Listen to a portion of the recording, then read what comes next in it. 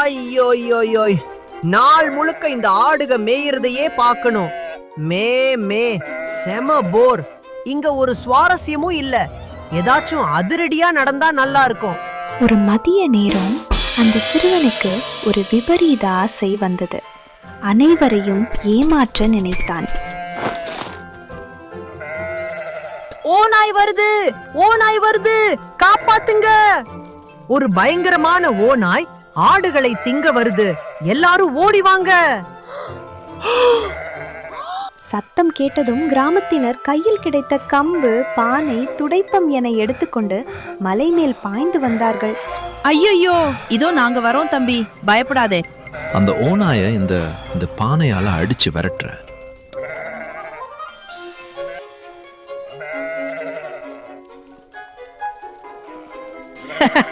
ஏமாந்தீங்களா? அங்க ஓநாய இல்ல. எல்லாரும் கோழி மாதிரி ஓடி வர்றத பார்க்க ரொம்ப வேடிக்கையா இருக்கு. இது பொய் சொல்லாத தம்பி. அடுத்த முறை நிஜமாவே ஓநாய் வந்தா நாங்க உன்னை நம்ப மாட்டோம். ஊர்க்காரங்க செம்ம கடுப்போடு கீழே இறங்கினாங்க. ஆனா அந்த சிறுவன் திருந்துவானா? மாட்டான். அடுத்த நாள்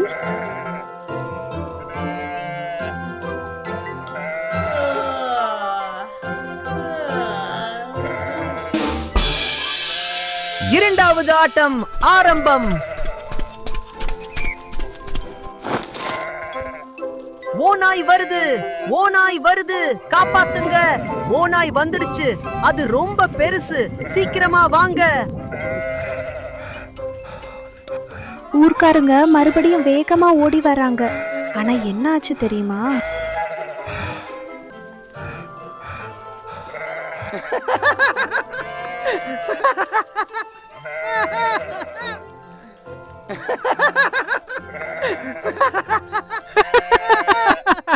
மறுபடியும் ஏமாந்துட்டீங்களே.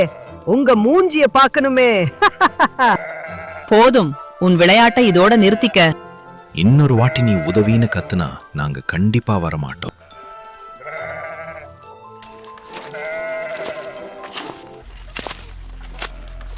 மூன்றாம் நாள் நிஜமாகவே ஒன்று நடந்தது. புதருக்கு பின்னால் இருந்து ஒரு ஓநாய் வந்தது.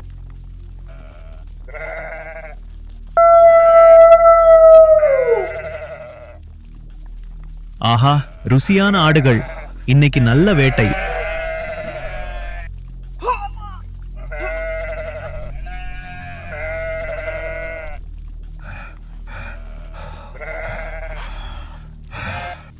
ஐயோ, நிஜமான ஓநாய் வருது, ஓநாய் வருது. தயவு செஞ்சு காப்பாத்துங்க. இது விளையாட்டு இல்ல, நிஜமா சொல்றேன். கிராமத்தில் அவன் குரலை கேட்கிறார்கள். ஆனால் அந்த பையனுக்கு இதே வேலையா போச்சு. எங்களை மறுபடியும் ஏமாத்த பாக்கியா? நாங்க வரல, ஆளவிடு.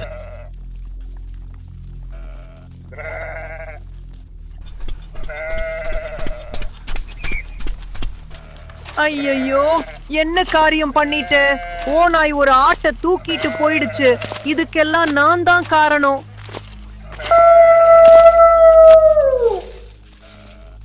சிறுவன் மிகுந்த வருத்தத்துடன் கிராமத்திற்கு திரும்பினான்.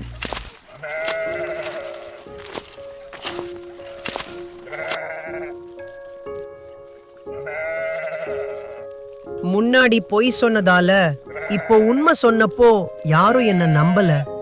என்ன மன்னிச்சிருங்க. நாங்க உதவ நினைச்சோம், ஆனா திரும்ப திரும்ப பொய் சொல்லி எங்க நம்பிக்கையை உடைச்சிட்ட. எப்பவும் உண்மையே பேசணுங்கிறத மறந்துடாத. அந்த சிறுவன் பாடம் கத்துக்கிட்டான். அதுக்கப்புறம் அவன் பொய் சொல்லவே இல்லை. பொய் சொல்லி மற்றவங்க நம்பிக்கையை இழக்கக்கூடாது. நீங்கள் பொய் சொன்னீங்கன்னா அப்புறம் நீங்கள் உண்மையை சொன்னாலும் யாரும் நம்ப மாட்டாங்க. அதனால் எப்பவும் உண்மையே பேசுறது தான் நல்லது. என்ன நினைக்கிறீங்க? நீங்கள் எப்போவாவது பொய் சொல்லியிருக்கீங்களா? கீழே கமெண்ட் பண்ணுங்க. மந்திர குகை. கடவுளே, என் வயிறு ரொம்ப காலியா இருக்கு. இன்னைக்கு சாப்பாடே கிடைக்கல. வயித்துல கடமுடான சத்தம் கேக்குது. எனக்கு ஏதாவது ஆப்பிள் இல்லைனா ஆரஞ்சு கிடைக்குமா? லியோ, நீ மாமிச உண்ணினு மறந்துட்டியா? நீ மான் குதிரைன்னு சாப்பிடணும். நடந்து கொண்டே இரு லியோ, விரைவில் ஏதாவது கிடைக்கும். அங்க ஒரு பெரிய குகை இருக்கு. அது வசதியானதாகவும் இருட்டாகவும் இருக்கு. உள்ளே ஏதாவது ஒரு சுவையான விலங்கு இப்போது மறைந்திருக்கும் என்று நான் பந்தயம் கட்டுகிறேன். சுவையான சாப்பாடு சாப்பிட வேண்டிய நேரம் வந்துவிட்டது நினைக்கிறேன். இதோ வருகிறேன். ஐயோ, இங்கே யாரும் இல்லையா? நான் ஒரு முயல் அல்லது மான் தூங்கிக் கொண்டிருக்கும் என்று நினைத்தேன். இது காலியால்லா இருக்கு. இன்னைக்கு வயிற்றில் ஈரத் துணிய சுத்திட்டுதான் தூங்கணும் போல. கடவுளே, இது காலியாக இருந்தால் இதில் வாழும் மிருகம் வெளியே போயிருக்கலாம். நான் மறைந்து இருந்து அது திரும்ப வர காத்திருப்பேன். சுவையான உணவு நேரம். நல்ல திட்டம் லியோ, நீ ரொம்ப புத்திசாலி. லியோ, இப்போது அமைதியாகவும் பொறுமையாகவும் இரு. எந்த நிமிடமும் ஏதாவது சுவையான உணவு உள்ளே வரும். நானும் எனது வயிறும் தயார். என்ன ஒரு அற்புதமான நாள். சுவையான பெர்ரிகளை சுவைத்தேன். தெளிவான ஓடையில் நல்ல விளையாட்டு குளியல். இப்போது என் குகைக்கு செல்ல வேண்டிய நேரம். யாரும் என் வசதியான குகையை எடுத்துக்கொள்ளவில்லை என்று நம்புகிறேன். வாவ், அவை பெரிய காலடி தடங்கள். ஏதோ ஒன்று குகைக்கு உள்ளே போயிருக்கு, ஆனால் வெளியே செல்லவில்லை. ஏதோ சிக்கல் போல தெரிகிறது. சிங்கமாக இருக்குமோ? சிங்கம்னா என்ன லட்டு மாதிரி ரசிச்சு சாப்பிடுமே. ஓ கடவுளே! ஜாக், நீ முயல் இல்லை, தந்திரமான நரி. மூளையை பயன்படுத்து. எனதொருமை குகையே, இது உன் நண்பன் ஜாக். இன்று நீ ஏன் இவ்வளவு அமைதியாக இருக்கிறாய்? ஒவ்வொரு நாளும் நான் வீடு வரும்போது நீ கர்ஜித்து வா நரியேன்னு சொல்லுவ. இன்னைக்கு என்ன அமைதியாயிருக்க? ஹிஹிஹி, இது என்ன பைத்தியக்காரதனமாயிருக்கு. நரி குகைட்ட பேசுமா? நல்ல நகைச்சுவை. நாம பேசாம அமைதியா இருப்போம். நரி உள்ள வரட்டும். ஒரே அடி. என்னோட சுவையான இரவு உணவு தயார். ஹஹா. ஷ், வயிறே, அதிக சத்தம் போடாதே. சிறிது நேரம் பொறுமையாக இரு. நீ என்னுடன் பேச விரும்பவில்லையா? நான் உள்ளே வரக்கூடாதா? போய்விட வேண்டுமா? சரி, நல்லது. நான் போகிறேன். By by, Tata. குகையே, நான் என்னுடன் எப்போதும் பேசுற வேற நல்ல குகையை கண்டுபிடிப்பேன். ஐயையோ, நரி போகுது. என்னோட இரவு உணவு போக போகுது. பசி வேற வைத்த கிள்ளுது. நான் இப்ப ஏதாவது செய்து நரிய உள்ள வர வைக்க வேண்டும். குகை பேசலான என்ன, நான் குகை மாதிரி பேசி நரியை ஏமாத்துறேன். நான் என்னோட இரவு உணவை தவறவிடமாட்டேன். லியோ, நன்றாக கர்ஜி. நரி நண்பா, எங்க போகிறாய்? உள்ளவா, வந்து தூங்கு. உன்னை வரவேற்கிறேன். உள்ளே வா, உள்ளே வா. குகை உனக்காக காத்திருக்கிறது. முட்டாள் சிங்கமே, குகை எப்படி பேசும் இப்போது? நான் தெரிந்து கொண்டேன் நீ அங்கே மறைந்திருக்கிறாய் என்று. என்னை சாப்பிடலாம்னு கனவு கண்டுட்டு இருக்கியா? சிங்கமே, நான் உன்னை விட ரொம்ப புத்திசாலி. பாய் பாய் பசியுள்ள சிங்கம். அடுத்த முறையாவது அதிர்ஷ்டம் உன் பக்கம் இருக்கட்டும். அடுத்த முறையாவது மூளையை பயன்படுத்த கத்துக்க. அந்த சின்ன நரி என்னை ஏமாத்திட்டு நான் புத்திசாலி என்று நினைத்தேன். ஆனால் நரி மிகவும் புத்திசாலி என்று நிரூபித்து விட்டது. இப்போது நான் இன்னும் பசியுடன் இருக்கிறேன். மறுநாள் காலை. யம் யம். இது போன்ற பழங்கள் இருக்கும்போது தந்திரங்கள் எதுக்கு? புலிதான் பசிச்சாலும் பழங்கள் சாப்பிடாது. நான் சிங்கம், சாப்பிடுவேன்.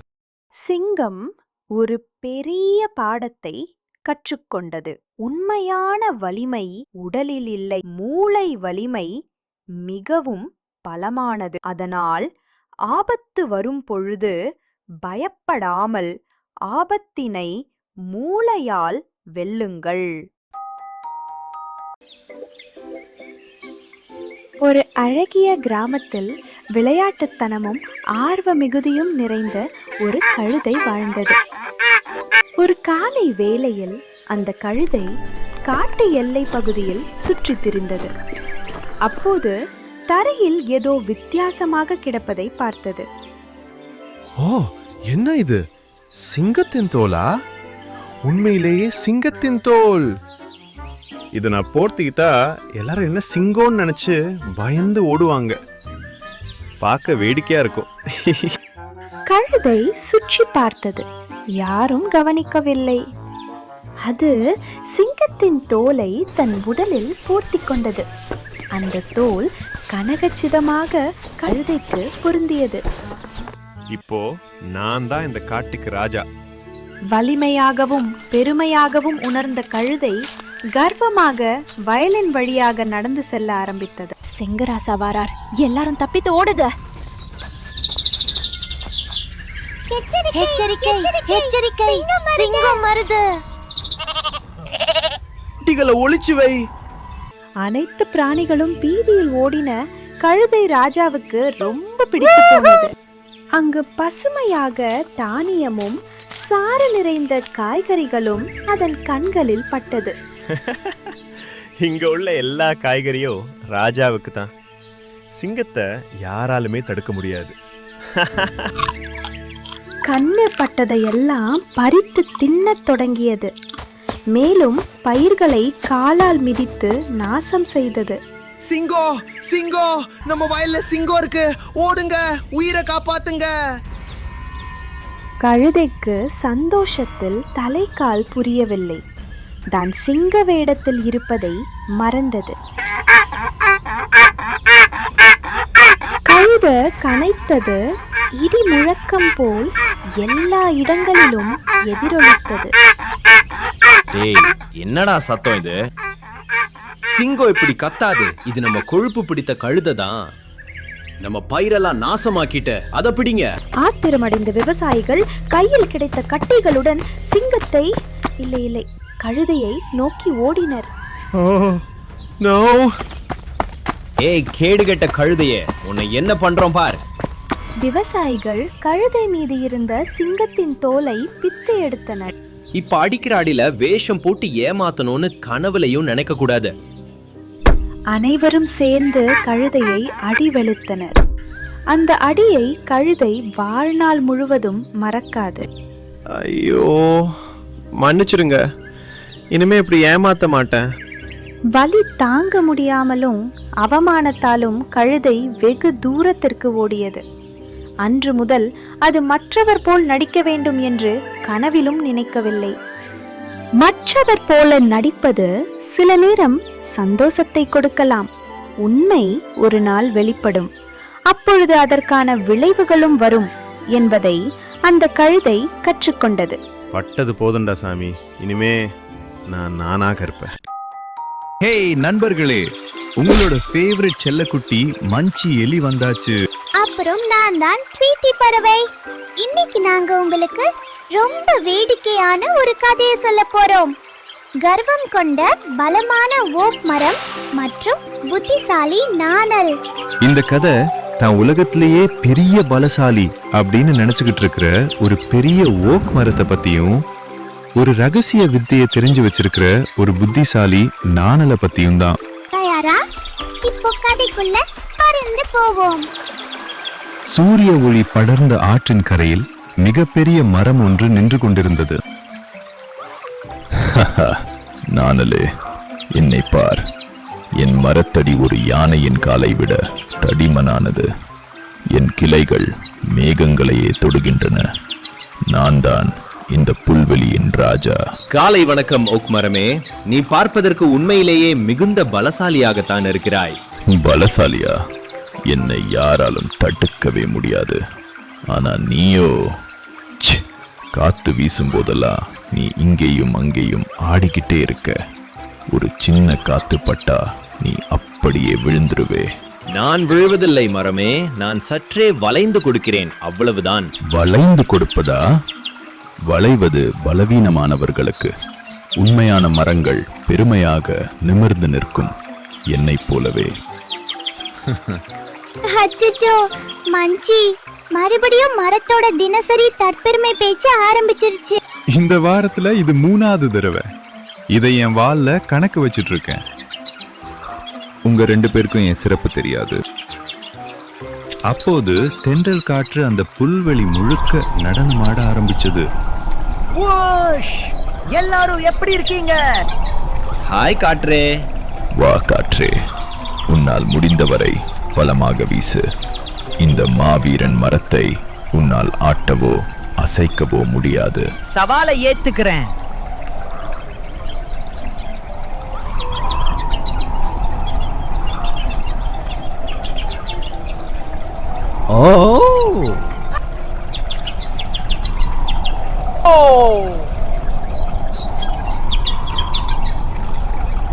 பாருங்கள், அந்த நாணல் அப்படியே தர வரைக்கும் வளைஞ்சு டக்குன்னு பழையபடி நிமிர்ந்துருச்சு. ஆனா இந்த ஓக் மரம் மட்டும் ஒரு கோபமான சிலை மாதிரி அப்படியே நிக்குது.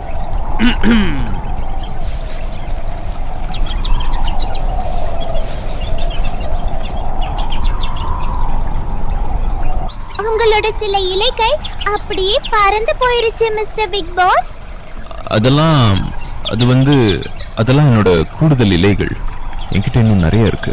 அவனோட இலைகள் எல்லாம் கொட்டிக்கிட்டே இருக்கு. ஆனாலும் இன்னும் தற்பெருமை பேசிக்கிட்டே இருக்கான். இது வழக்கமான மரம் தான்.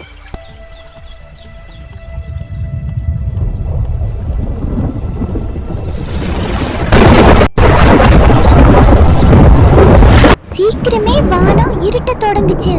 பயங்கரமா இடி இடித்தது. காற்றும் முன்னை விட ரொம்ப பலமா வீச ஆரம்பிச்சது. இன்னும் பலமா, இன்னும் பலமா.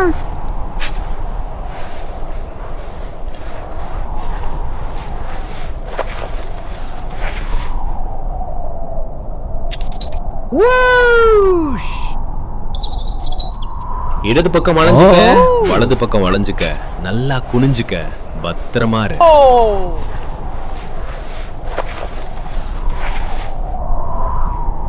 நான் ஒருபோதும் வளைந்து கொடுக்க மாட்டேன். நான் பலசாலி. நான் ஒரு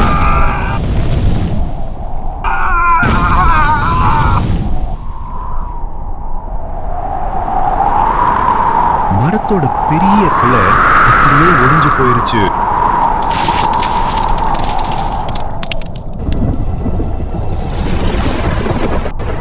இன்னொன்னு உடையது. ஓடி போய் எங்கேயாவது ஒளிஞ்சுக்கோங்க. வேண்டாம் வேண்டாம் வேண்டாம், இது நடக்க வாய்ப்பே இல்லை. நான் மகா பலசாலி. ஐயோ, பெரிய மரம் அடியோட சாய்ந்து விழுந்தது. புயல் கடந்து போச்சு. சூரியன் மறுபடியும் வந்துட்டு அந்த நாணல்ல மெல்ல நிமிர்ந்து நின்னுச்சு, எப்பவும் போல. மரமே, நீ நலமாக இருக்கிறாயா? எனக்கு ஒண்ணுமே புரியல. நீ ரொம்ப சின்னதா மெல்லிசா இருக்க. நீ மட்டும் எப்படி இன்னும் நிமிர்ந்து நிக்கிற? நான் இப்போ ஒரு உடைந்த குச்சி மாதிரி தரையில விழுந்து கிடக்குறேன். ஏன்னா நான் காத்தை எதிர்த்து போராடல மரமே. புயல் வந்தப்போ நான் அதோட சேர்ந்து வளைஞ்சு கொடுத்தேன். ஆனா நீ அதை எதிர்த்து நின்ன. அந்த போராட்டம் தான் உன்னை ஒடிச்சிடுச்சு. அப்போ வளைந்து கொடுக்கறது பலவீனம் இல்லையா? இல்ல, தேவையான நேரம் வளைந்து கொடுப்பது புத்திசாலித்தனம். எப்போது வளைந்து கொடுக்க வேண்டும் என்று தெரிந்து கொள்வதுதான் உண்மையான பலம். ஓ, இது உண்மையிலேயே ஏத்துக்க வேண்டிய விஷயம்தான். உன்கிட்ட சொன்னேன்ல, இந்த தற்பெருமை பேச்சு கடைசியில மோசமா தான் முடியும்னு. சரிதான் சரிதான், நான் கொஞ்சம் அதிகமாவே கர்வம் காட்டிட்டேன். நம்ம எல்லாருமே புதுசு புதுசா கத்துக்க தான் செய்யறோம். அடுத்த முறை காத்து வீசும்போது கொஞ்சம் வளைஞ்சு கொடுக்க முயற்சி பண்ண, அது உனக்கே பிடிச்சு போகும். அவ்வளவுதான் நண்பர்களே, இத்தோடு இந்த கதை முடிவுக்கு வருது. இதோ நாம இன்னைக்கு கத்துக்கிட்ட முக்கியமான நீதி இதுதான். ஓக் மரத்தை போல வலிமையாகவும் உயரமாகவும் இருப்பது நல்லதுதான். ஆனா நாம ரொம்ப கர்வம் கொண்டு ஒரு சின்ன மாற்றத்தை கூட ஏத்துக்காம வளைந்து கொடுக்க மறுத்தோம்னா பெரிய புயல் வரும்போது நாம உடைஞ்சு போக வாய்ப்பு இருக்கு. சில நேரங்கள்ல வளைந்து கொடுக்கறதும் அடக்கமா இருக்கிறதும் தான் புத்திசாலித்தனம். அப்புறம்தான் நாம எப்பேற்பட்ட சூழலையும் தாங்கி நிக்க முடியும். அதனால ஓக் மரம் போல வலிமையாயிருங்க. அதே சமயம் வார்த்தையில் புயல் வீசும்போது நாணல் போல புத்திசாலித்தனமா வளைந்து கொடுக்கவும் கத்துக்கோங்க. அடுத்த முறை உங்க வாழ்க்கையில புயல் வீசும்போது கொஞ்சம் வளைஞ்சு கொடுக்கணும்னு மட்டும் நினைவுல வச்சுக்கோங்க. இந்த கதை உங்களுக்கு பிடிச்சிருந்ததா? காமெண்ட்ல சொல்லுங்க. நீங்க அந்த கர்வக்கார மரமா இருக்க ஆசைப்படுறீங்களா இல்ல புத்திசாலி நானலா? அப்புறம் எங்களோட அடுத்த கதையை தவற விடாம பார்க்க லைக் பண்ணுங்க, சப்ஸ்கிரைப் பண்ணுங்க, அப்படியே அந்த பெல் ஐகானையும் தட்டிடுங்க. டாடா, அடுத்த கதையில உங்களை சந்திக்கிறோம். டாடா, அடுத்த கதையில உங்களை சந்திக்கிறோம்.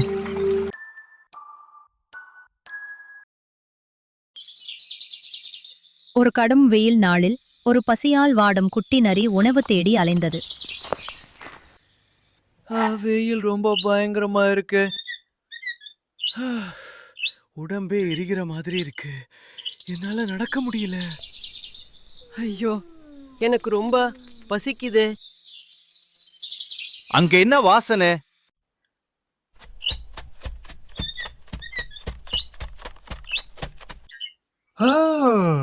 இனிப்பா வாசனை வருது.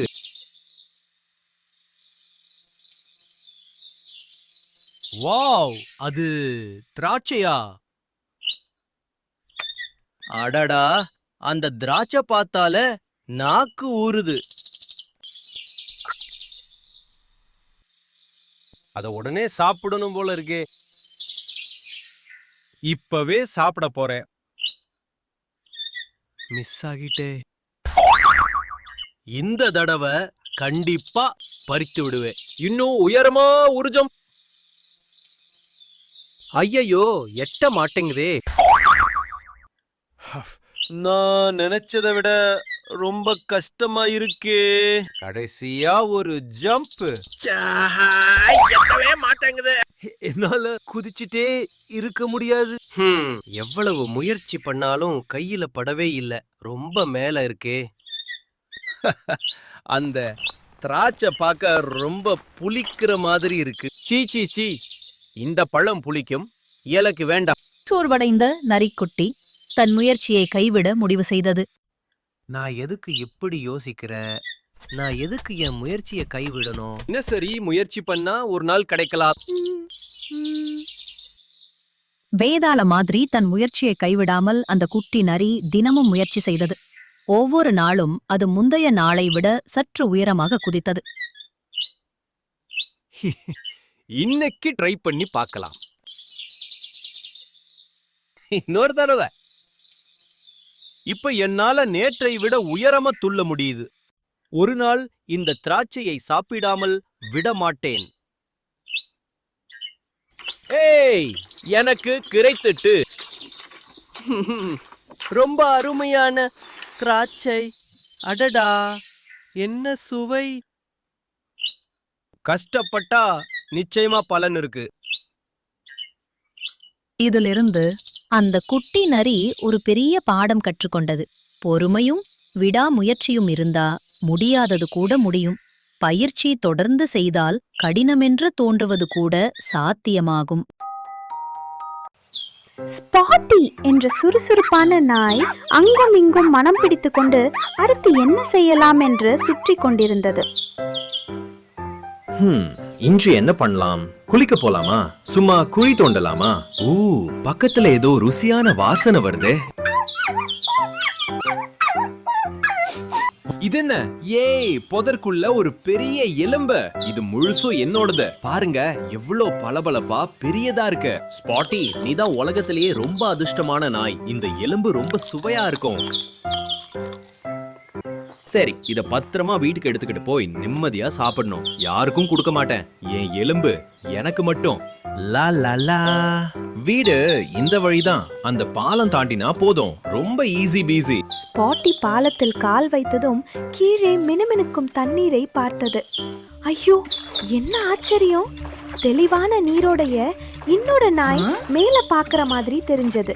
அதோட வாயில ஸ்பாட்டியோடதை விட பெரிய எலும்பும் இருந்தது. ஒரு நிமிஷம், தண்ணில அது என்ன?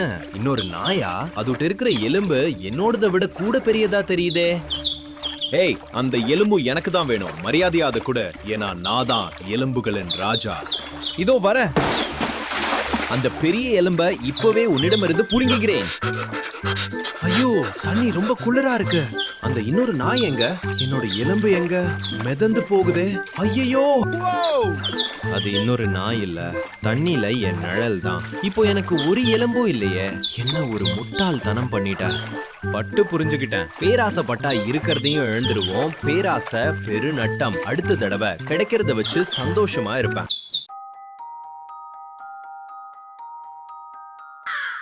ஐயோ, இது என்ன வெயிலா இல்லனா டிராகனோட மூச்சா? இவ்ளோ கொடுமையா இருக்கு. என் தொண்டை பாலைவன மாதிரி காஞ்சு போயிட்டு. தண்ணியே, நீ எங்கே இருக்க? ஜூம். எங்கே தண்ணீர், எங்கே தண்ணீர்? தேடி பார்த்தேன், அது எங்கேயுமே இல்லை. எங்கே தண்ணீர், எங்கே தண்ணீர்? எனக்கு குடிக்க வேண்டுமே.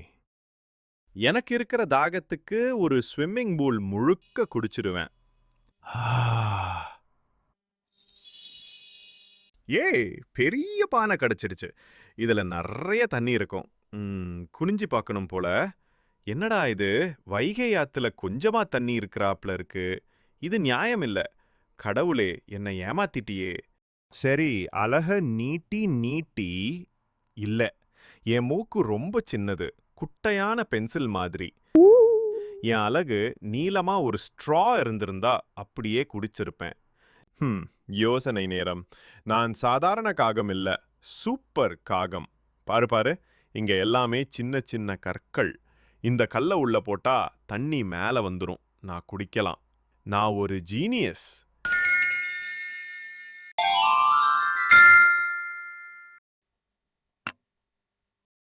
கல் ஒன்று.